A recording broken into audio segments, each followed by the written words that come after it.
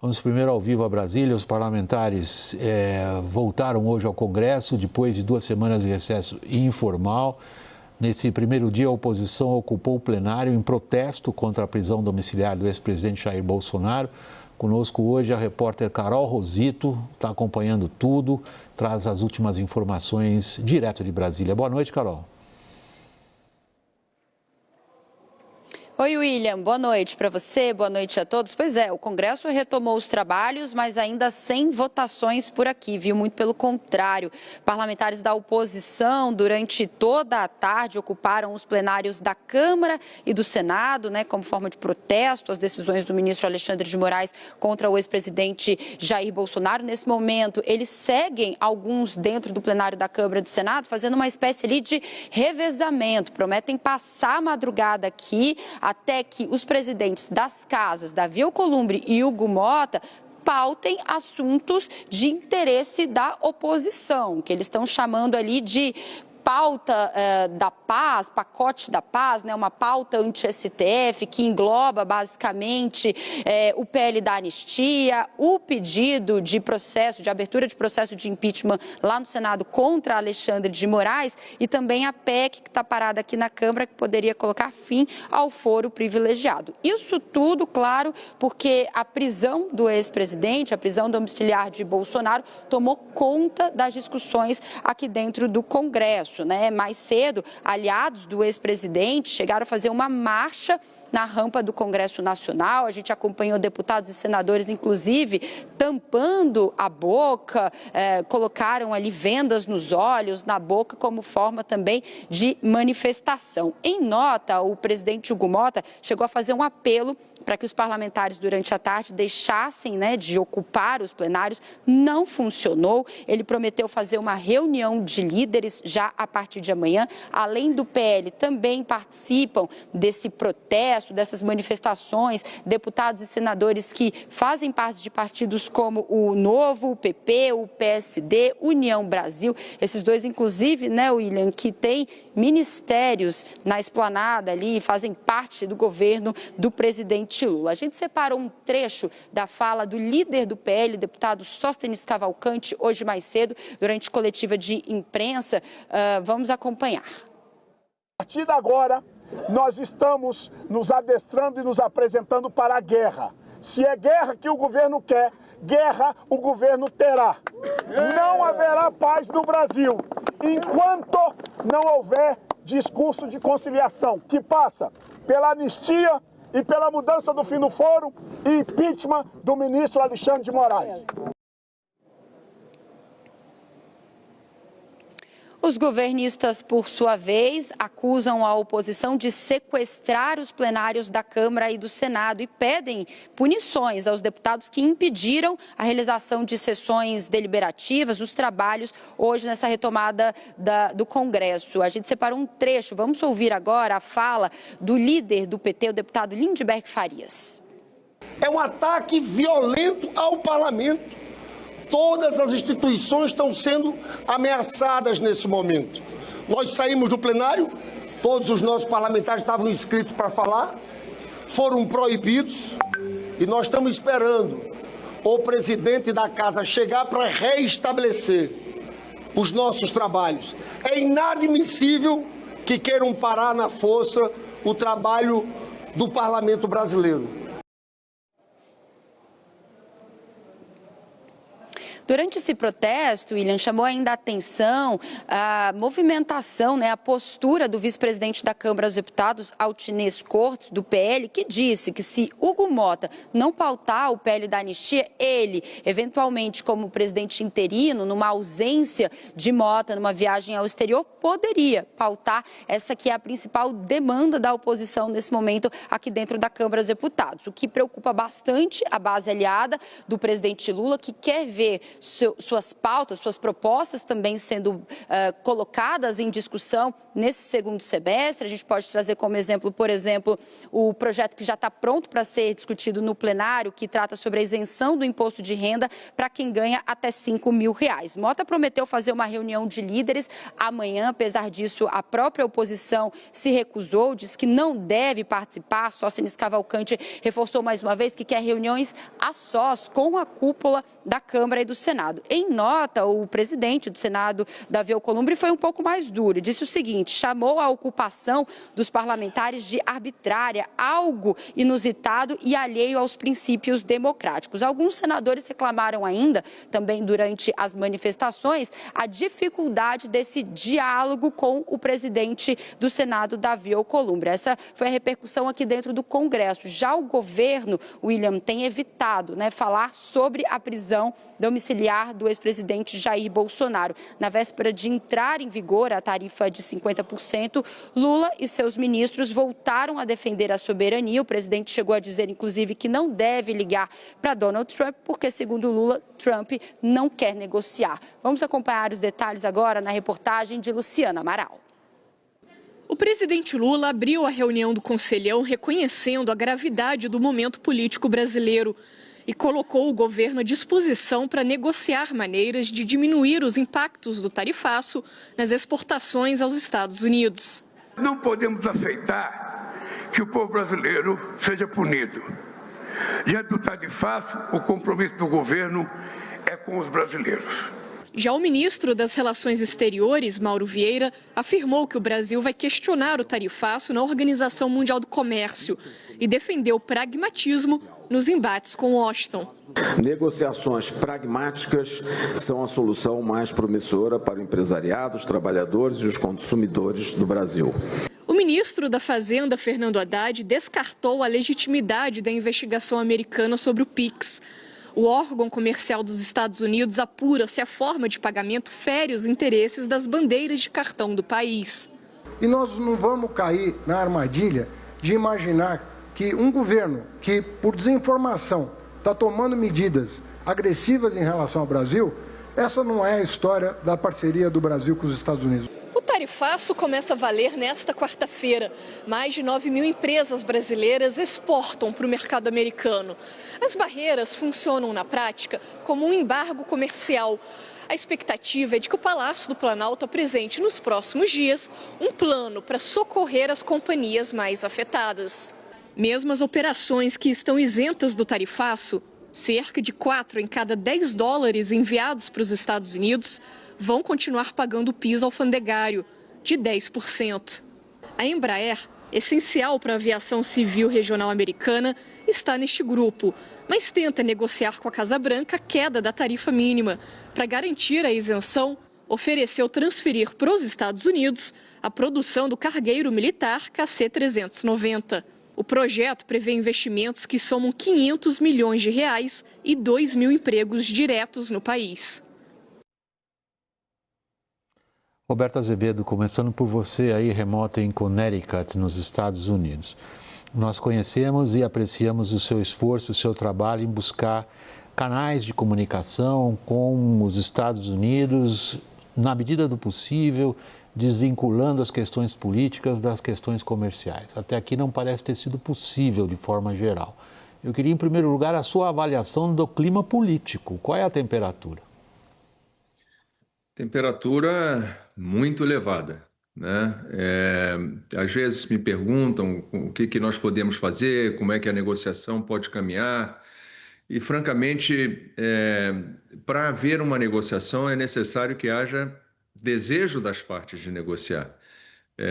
Neste momento, pelo menos com todas as interlocuções que eu mantive aqui nos Estados Unidos, e eu estive em vários lugares, estive na Flórida recentemente, perto lá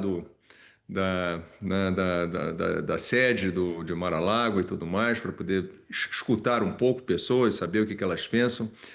E não há, aparentemente, disposição de negociação do lado de Washington, não há disposição nenhuma de abrir um canal negociador pragmático, né, como se fala. Então, é uma situação muito difícil, porque sem a disposição para negociar é absolutamente impossível você encontrar uma solução mutuamente satisfatória, né? E aí, esse é o momento que nós estamos vivendo agora, infelizmente, pelo menos do lado de cá. Eu acho que no Brasil nós temos uma temperatura política também muito alta. Não houve nos últimos dias, pelo menos, nenhuma sinalização de arrefecimento da temperatura política no Brasil e, portanto, nós estamos numa situação muito, muito complexa. O que se deve aguardar de Washington, Lourival?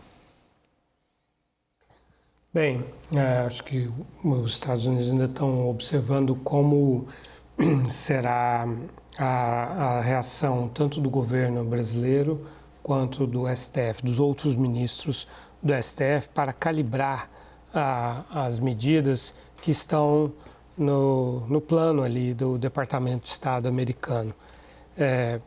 Essa história ainda não terminou nesse sentido, quer dizer, houve um movimento monocrático do ministro Alexandre de Moraes.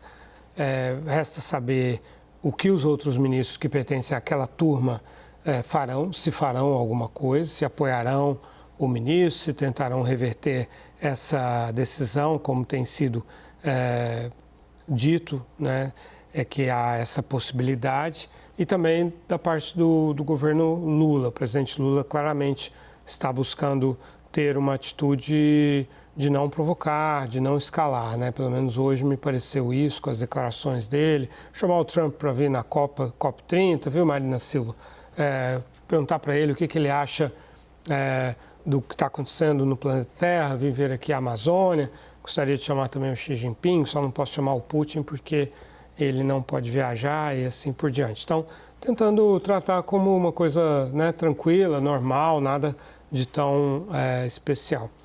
Bem, aí seguindo a lógica, que até agora, pelo menos que eu consegui apurar, seria então, mantendo-se esse quadro, aumentar a pressão sobre o Alexandre de Moraes, por exemplo, com sanções secundárias contra empresas que lidam com ele, que prestam serviços para ele, sejam bancárias, sejam companhias aéreas, outras empresas de serviços, né? E aí olhar e não estender essas sanções, por exemplo, aos ministros do STF, se eles mantiverem essa posição, e nem, talvez, retirar os vistos das autoridades do Palácio do Planalto, com exceção de Lula, primeira-dama Janja e vice Alckmin, que seria o que estaria no cardápio caso eles sentissem um recrudescimento da parte do presidente.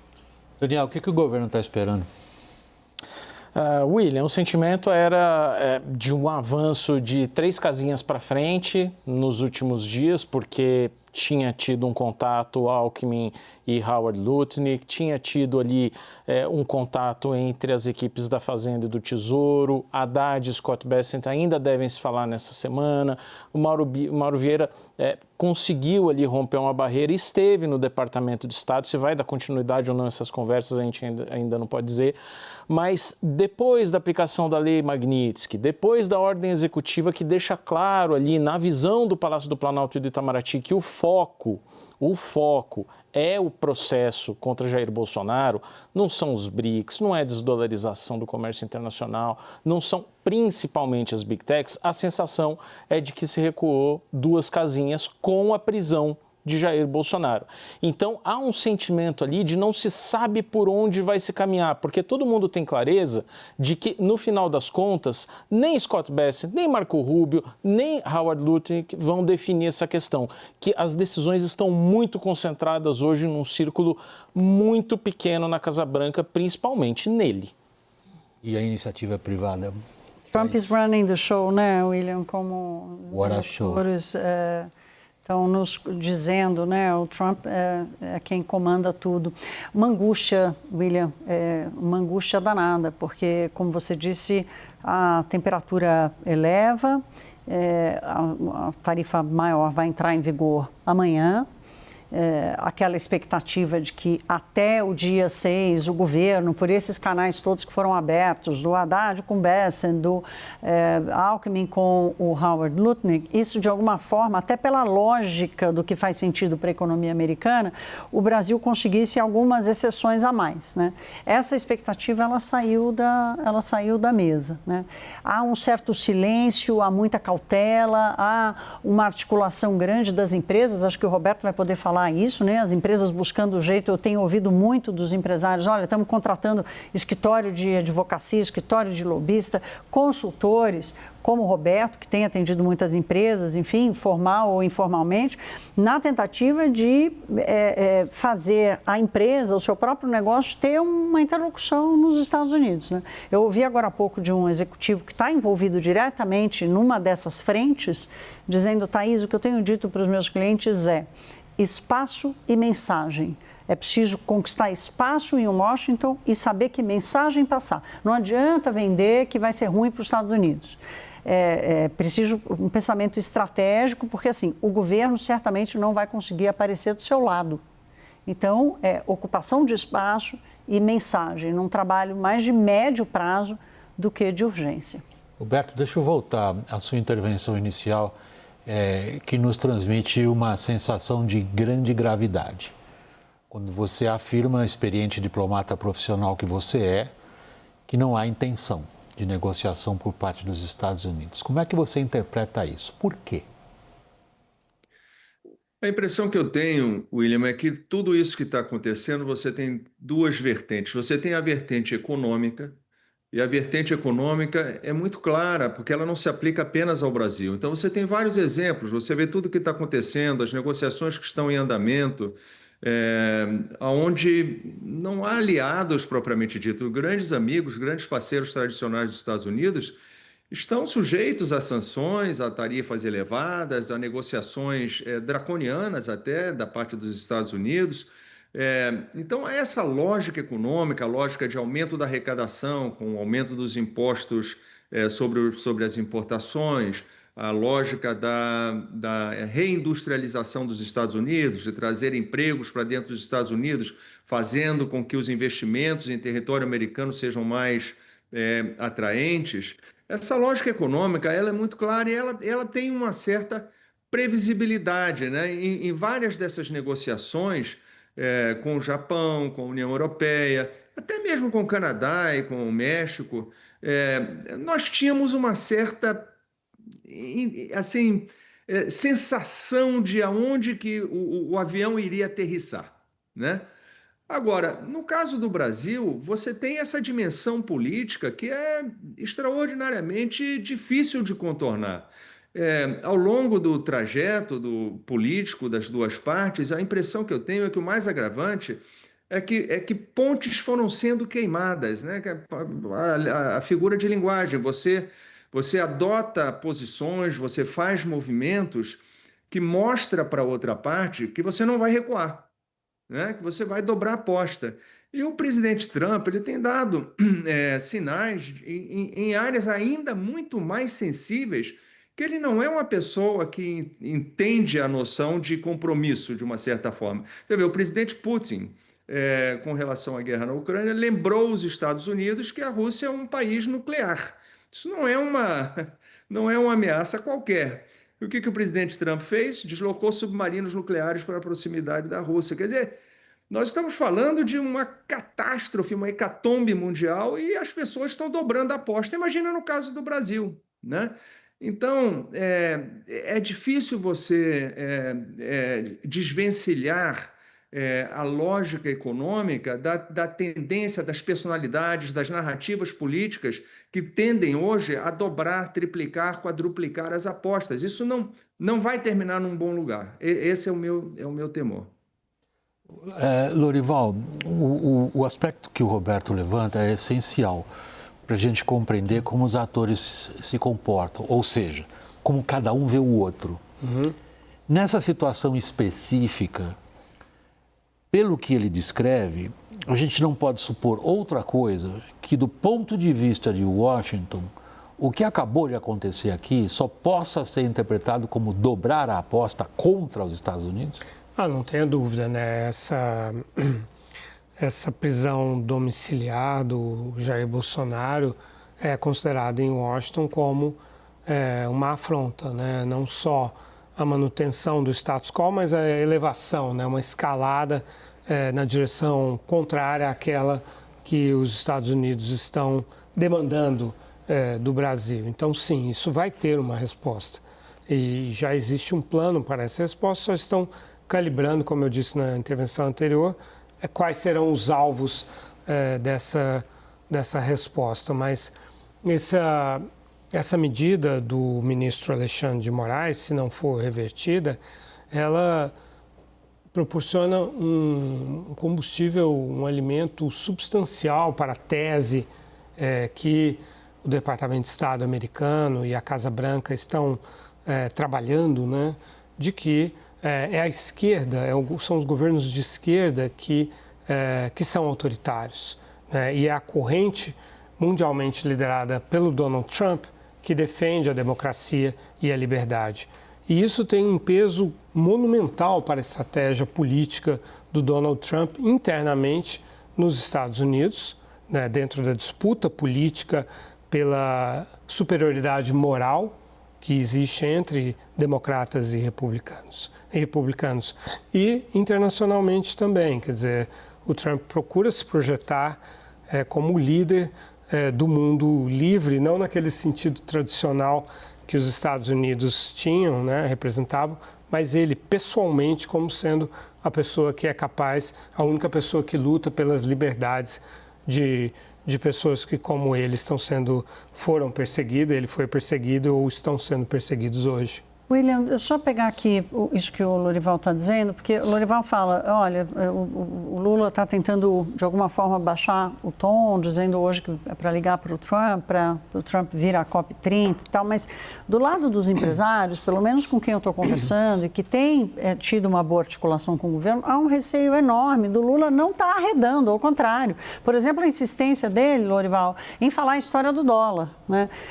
Ele tem falado isso praticamente todos os dias. Isso não faz parte da agenda do Brasil. Isso pode fazer parte de uma agenda geopolítica, da questão dos BRICS, de fazer uma discussão mundial, mas essa não é uma agenda de país. Portanto, por que o presidente Lula insiste nesse tema? Que é um tema que é ferrinho de dentista no Trump, né? É aquela coisa que fica pegando o Donald Trump, né? Então, esse é um ponto que chama a atenção dos empresários. Daniel?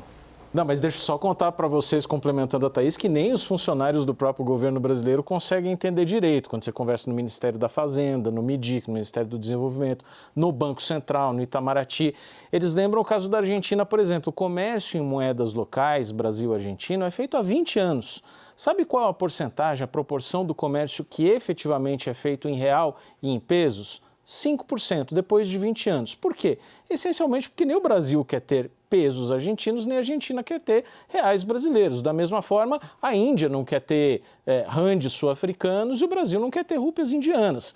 Isso tem absoluta clareza dos funcionários do governo. O que ninguém consegue entender, e todos ainda se chocam um pouco, é porque Lula continua insistindo nesse discurso, apesar de não ter nenhum lastro técnico. Que peso você atribui, Roberto, por exemplo, a essa questão? A impressão que eu tenho é que nós estamos falando de uma agenda política, né? Os BRICS, eles representam muito mais do que um agrupamento de países em desenvolvimento. Apesar dele ser vendido, né, a forma como ele é apresentado aos Estados Unidos, aos outros, é de que é um grupo que tem interesses próprios, ele não antagoniza os Estados Unidos, nem antagoniza o Ocidente, ele não está ali em oposição a nada, ele está ali para criar um espaço de diálogo, de cooperação econômica entre países em desenvolvimento, né, que têm interesses comuns. Mas não é assim que ele é percebido.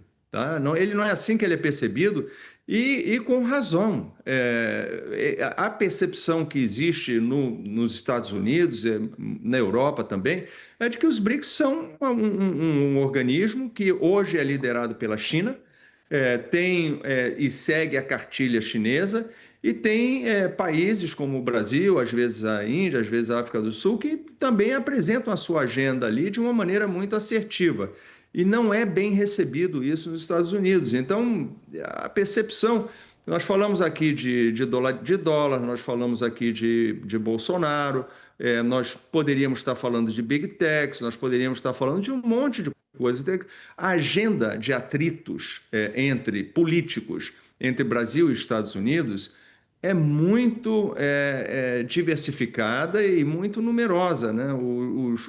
A quantidade de atritos é muito grande. Então é uma questão de, para quem não quer fazer um acordo, para quem quer criar dificuldades no relacionamento bilateral, é muito fácil, né? Tem um cardápio de complicações para colocar sobre a mesa.